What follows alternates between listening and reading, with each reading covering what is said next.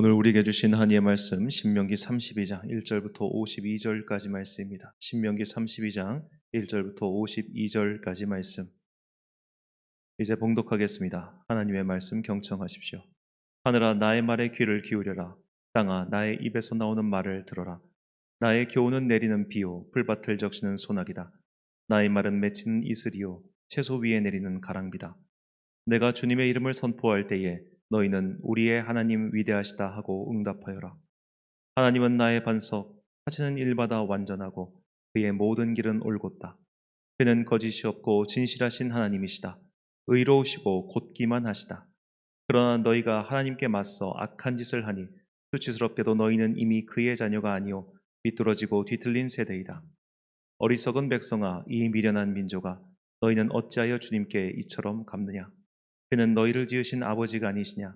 너희를 만드시고 일으키신 분이 아니시냐? 아득한 옛날을 회상하여 보아라. 조상 대대로 내려온 세대를 생각하여 보아라. 너희의 아버지에게 물어보아라. 그가 일러줄 것이다. 어른들에게 물어보아라. 그들이 너희에게 말해줄 것이다. 가장 높으신 분께서 여러 나라의 땅을 나누어 주시고 인류를 갈라 놓으실 때에 이스라엘 자손의 수요대로 백성 민족들의 경계를 갈라 놓으셨다. 그러나 주님의 몫은 그의 백성이니 야곱은 그가 차지하신 유산이다.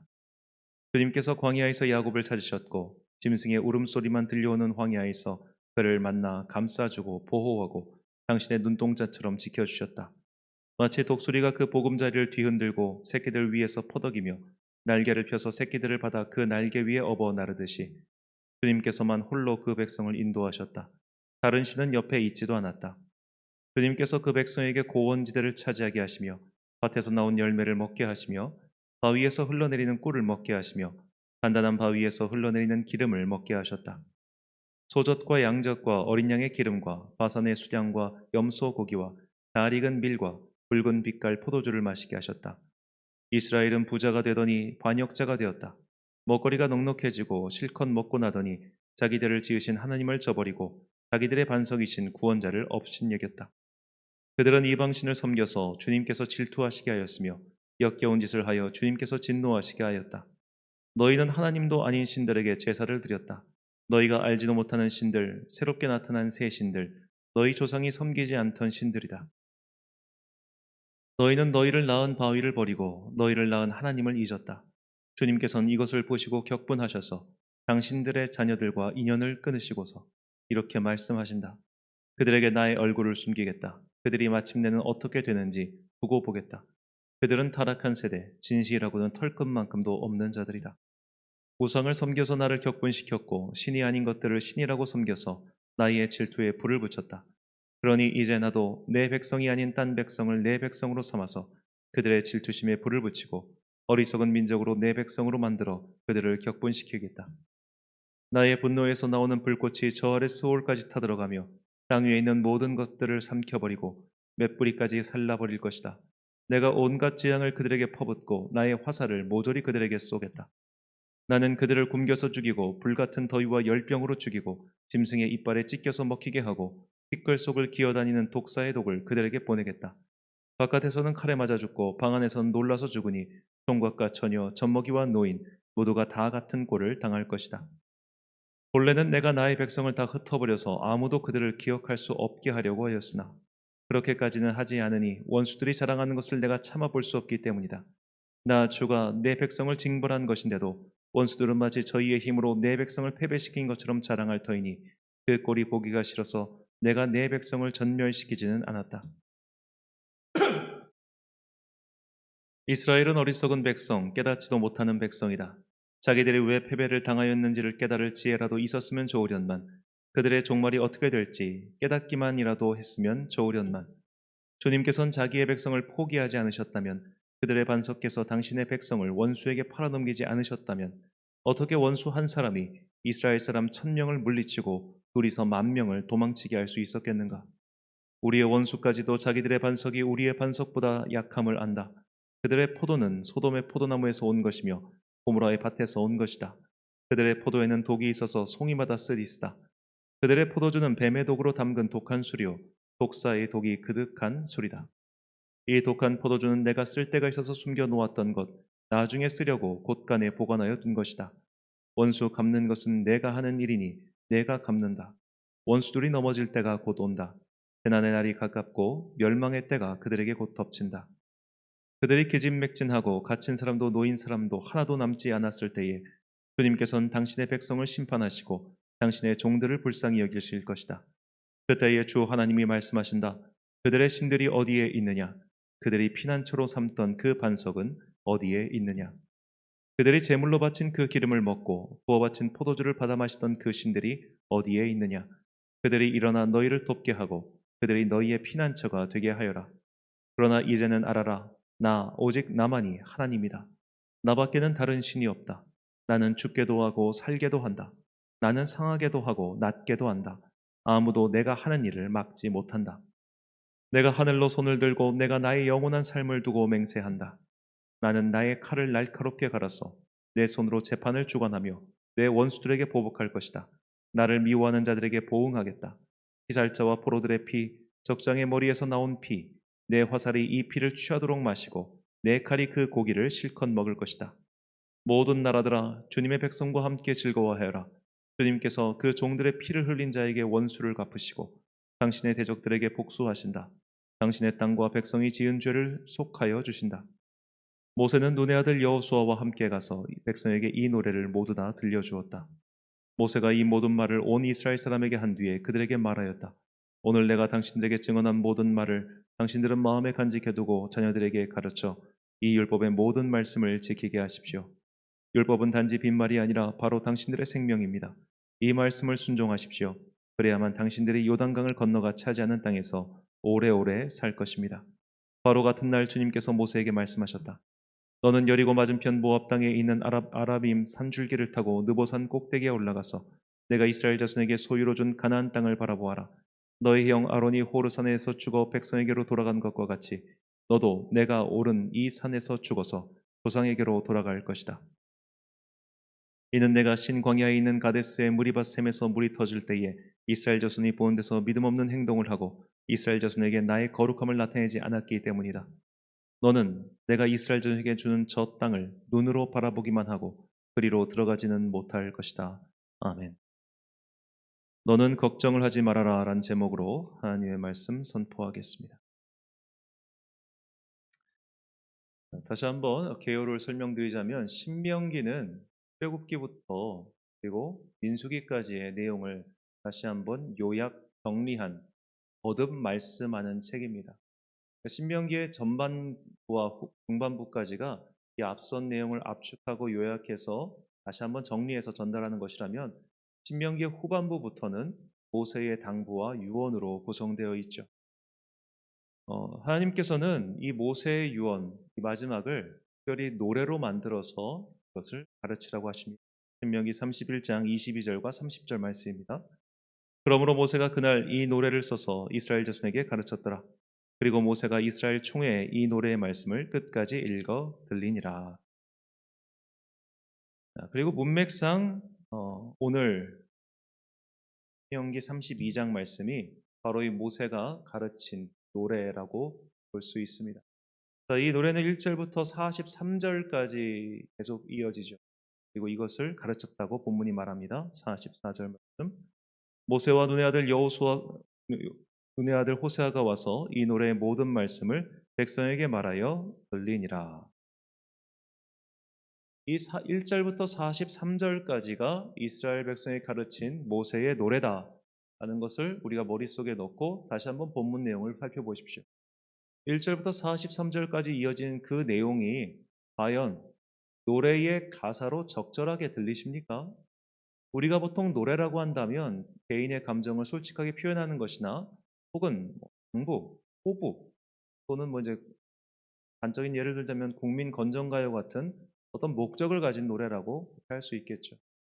근데 이런 가사가 되게 막 우리가 보통 노래라고 하면은 부정적인 심판 이런 것들을 우리가 노래로 만들지 않을 거 아니에요. 우리가 찬양곡 중에 그 어떤 하나라도 하나님께서 심판하신다. 하나님께서 너희를 벌하실 것이다. 이런 걸로 찬양을 쓴 가사가 있습니까? 저는 본 적이 없습니다. 그런 식으로 사실 우리에게 이걸로 노래를 만들려고 하면은 되게 낯설어요. 우리가 이 1절부터 43절까지의 내용을 노래로 만들었다고 했을 때 이 가사가 되게 우리에게 충격적이고 낯설게 들리는 가장 근본적인 이유는 인간은 긍정적인 정보보다 부정적인 정보를 오래 기억하기 때문입니다. 성경에서 하나님의 사랑에 대한 말씀이 많을까요? 아니면 하나님의 심판에 대한 말씀이 많을까요? 하나님의 사랑에 대한 말씀이 훨씬 많습니다. 그럼에도 불구하고 우리는 하나님의 심판이 유독 귀에 잘 들어옵니다. 대표적인 책이 요한계시록이라 할 수 있겠죠. 요한계시록은 미래에 있을 하나님의 심판에 대한 말씀이 아닙니다. 사실 심판에 대한 말은 요한계시록 전체에 보면 분량의 절반도 되지 않아요. 하나님께서 이 요한계시록을 통해서 말씀하고자 하시는 것은 이 땅에 있는 모든 교회들이 마지막 환란의 때에 버틸 수 있는 힘을 주시기 위함입니다. 즉 위로와 사랑의 책이지요. 그런데 그 중간에 나오는 심판에 대한 메시지가 워낙 강렬하기 때문에 우리는 마치 이것이 미래에 일어날 어떤 예언서처럼 받아들이고 그 안에서 자꾸 뭔가를 찾아내려고 하는 그런 습성이 있는 겁니다. 이것은 인간이 긍정적인 정보보다는 부정적인 신호 쪽에 더 귀를 기울이기 때문이죠. 오늘 우리가 이 본문의 찬양을 잘 분석해 보면 사실 심판에 대한 말씀보다는 하나님의 위로와 사랑이 담겨 있음을 알 수 있습니다. 1절부터 14절까지는 하나님의 은혜를 찬양하고 15절부터 21절까지는 이스라엘 민족의 배신에 대하여, 그리고 22절부터 27절까지는 하나님의 심판, 그리고 28절부터 43절까지는 심판의 도구였던 이 원수, 그 원수가 교만해지자 그 원수에 대한 심판의 말씀이죠. 우리가 노래를 부를 때 노래의 어떤 부분들이 제일 기억에 남습니까? 보통 도입부와 하이라이트 구간이죠. 중간에 이 브릿지라고 해야 될까요? 중간 단계는 우리가 잘 기억이 나지 않습니다. 첫 번째 파트가 하나님의 은혜고 마지막 파트가 원수에 대한 심판과 내가 그래도 너희를 끝까지 지키겠다는 하나님의 약속으로 끝. 심판은 중간에 들어 있습니다. 그렇다면 이 노래를 부르는 사람들이 뭐가 기억에 남겠습니까? 하나님의 영원한 약속과 은혜가 기억에 남겠죠. 이것은 남아있는 이스라엘 민족을 위로하기도 하지만 동시에 이제는 죽어서 하나님 곁으로 가야 하는 모세에 대한 위로의 말씀이기도 합니다. 본문 48절 말씀입니다.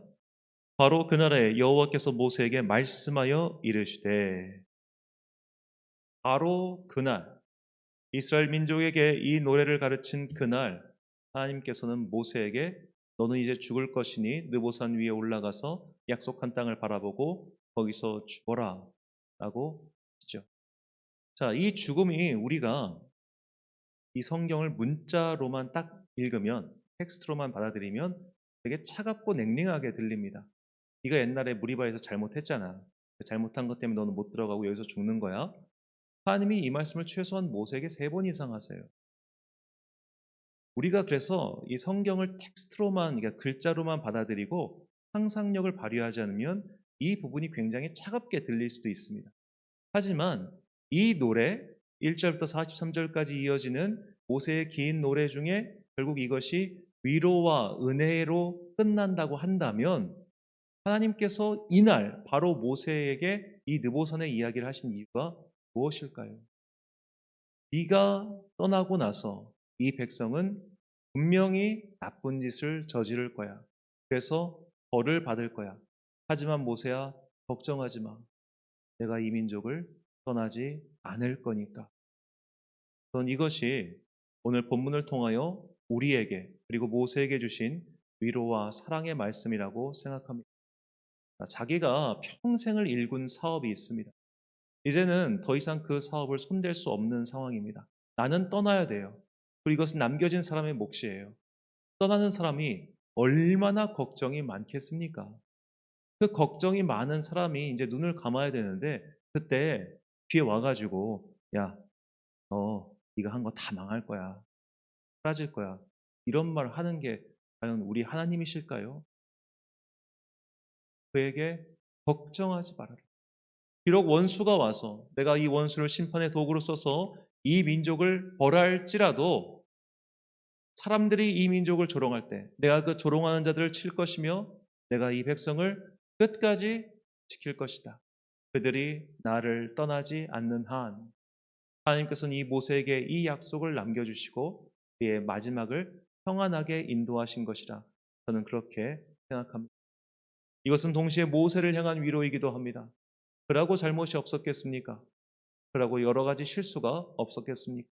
하지만 그런 인생의 중간에 벌어진 여러 가지 실수에도 불구하고 나는 너를 떠나지 않았고 또 너는 나를 끝까지 붙잡았으니 이제는 평안할 것이다 라는 것이죠.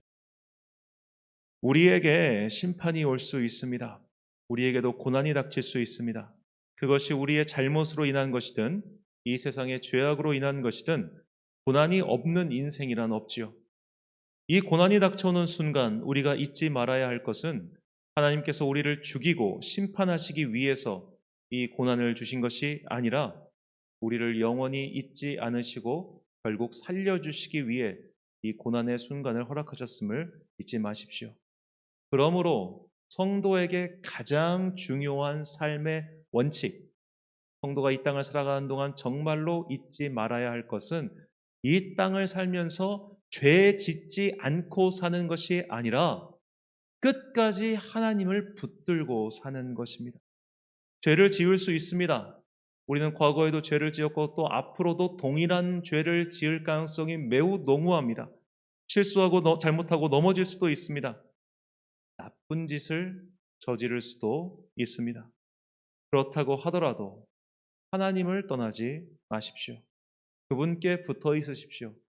어떤 성도님은 내가 지은 죄가 너무 커가지고 하나님을 볼 낯이 없어서 더 이상 하나님께 예배를 드릴 수 없다. 이렇게 말하는 분도 간혹 있습니다.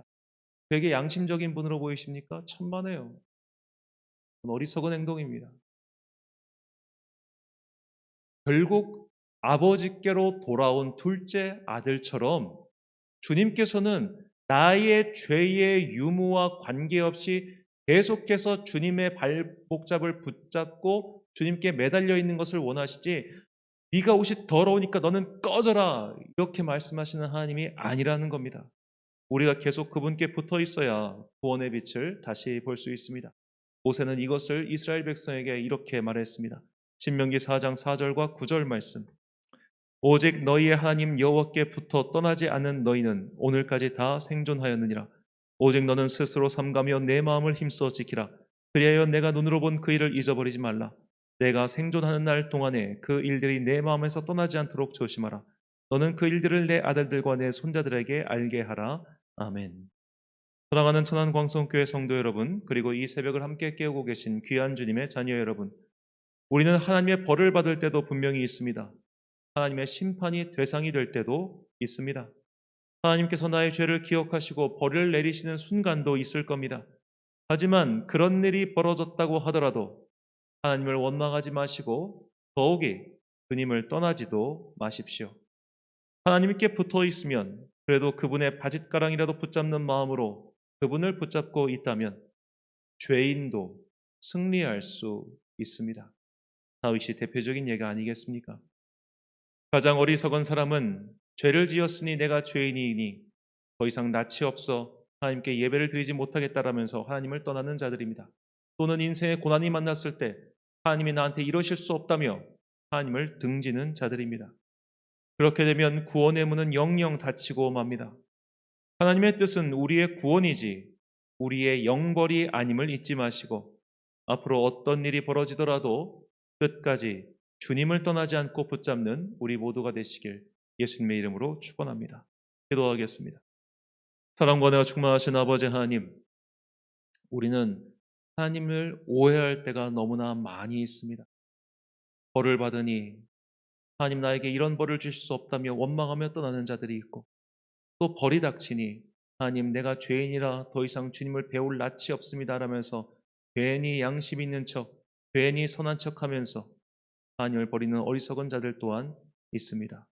우리가 그런 어리석음에 빠지지 않도록 날마다 주님을 붙잡고 주님과 엉겨붙어 떨어지지 않는 검질긴 신앙인이 되게 하여 주옵소서. 우리는 지금까지도 죄를 지었고 또 앞으로도 안타깝지만 죄를 지고 할 것입니다. 주님께서 입혀주신 거룩한 의복은 이미 세상의 죄로 또 나의 죄로 인해 온갖 때와 더러운 것이 묻어 있습니다.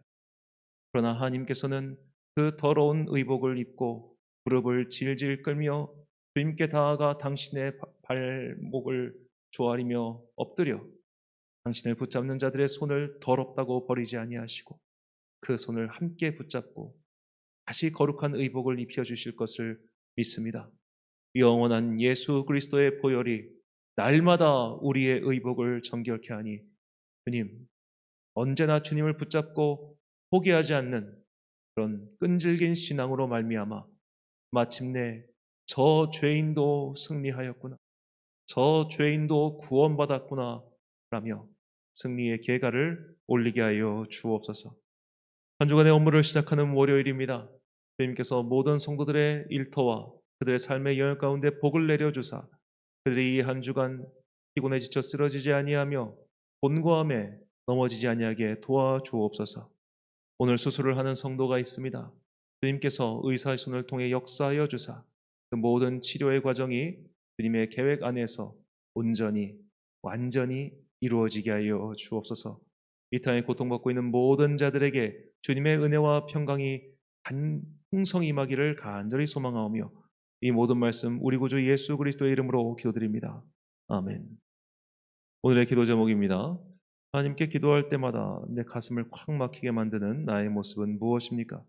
그럼에도 끝까지 하나님께 붙어 있도록 끈질기게 은혜를 구하는 성도가 되시길 바랍니다. 오늘 주신 기도의 제목 가지고 기도와 묵상의 힘쓰는 하루 되십시오. 기도하겠습니다.